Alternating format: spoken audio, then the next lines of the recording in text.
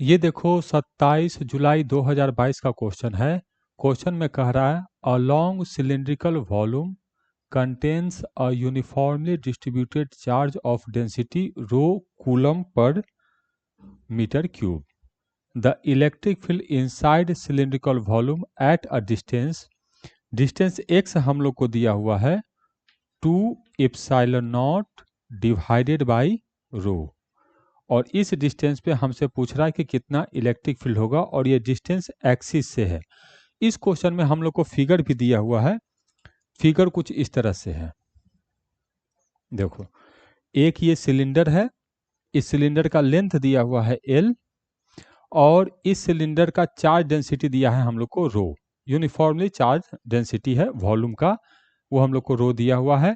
ये इसका एक्सिस हो गया। इस एक्सिस से x डिस्टेंस पर इस पॉइंट पर हमसे पूछ रहा है इलेक्ट्रिक फील्ड कितना होगा। कैसे बनाएंगे? सिमेट्रिकल चार्ज डिस्ट्रीब्यूशन है, गॉस लॉ को याद करेंगे और क्वेश्चन को बनाएंगे। देखो गॉस लॉ जब भी हम लोग अप्लाई करते हैं तो सबसे पहले एक सिमेट्रिकल सरफेस हम लोग को कंसीडर करना है।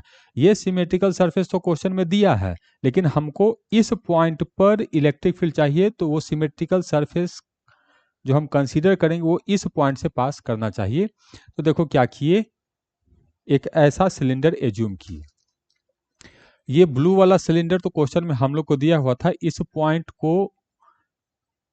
को सरफेस का पॉइंट मानकर यहाँ इसको सिलेंडर एक्स डिस्टेंस का रेडियस लेकर एक सिलेंडर ऐसे ड्रॉ किए हैं। दोनों सिलेंडर कोएक्सियल है, ठीक। तो मुझे इस पॉइंट पर इलेक्ट्रिक फील्ड चाहिए, तो ये गॉसियन सरफेस मैंने कंसीडर किया है।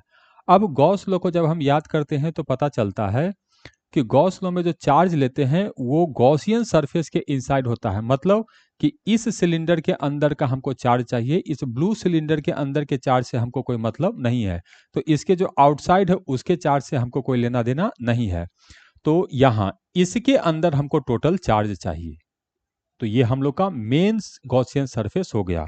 तो इसके अंदर चार्ज कैसे कैलकुलेट करेंगे? तो इसके अंदर जो चार्ज Q होगा वो रो होगा, और इसका वॉल्यूम, तो इसका वॉल्यूम ये हो जाएगा पाई एक्स स्क्वायर इंटू एल। इसका मतलब इस सिलेंडर के अंदर इतना चार्ज है, ठीक है। तो इतना तो पता चल गया।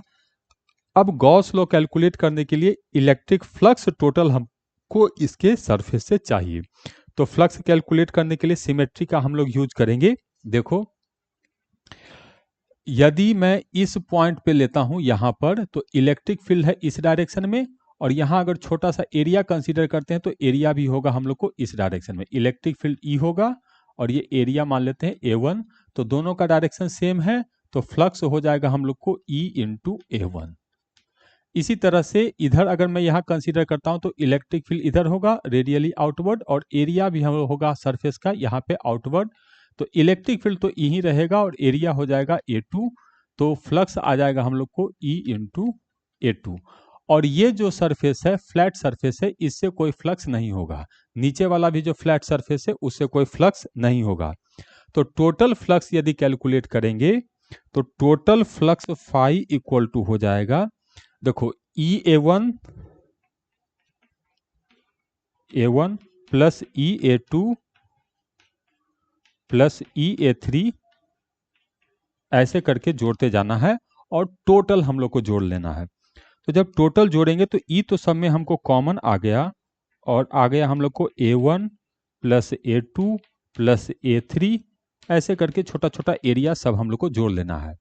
अब जब ये सब छोटा छोटा एरिया हम यहाँ पर, एरिया यहाँ पर, एरिया इधर पूरा सिलिंड्रिकल सरफेस पर ऐसे देखो ऐसे है, और सिलिंड्रिकल सरफेस ऐसे है, तो ये एरिया जोड़ेंगे, फिर ये एरिया हम लोग जोड़ेंगे, फिर ये एरिया हम लोग जोड़ेंगे, ऐसे करके जब हम सारा एरिया जोड़ेंगे तो ये सिलेंडर का टोटल सरफेस एरिया आएगा।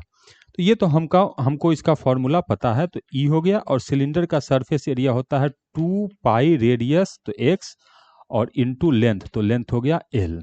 तो टोटल फ्लक्स भी हम लोग कैलकुलेट करने में कामयाब हो गए।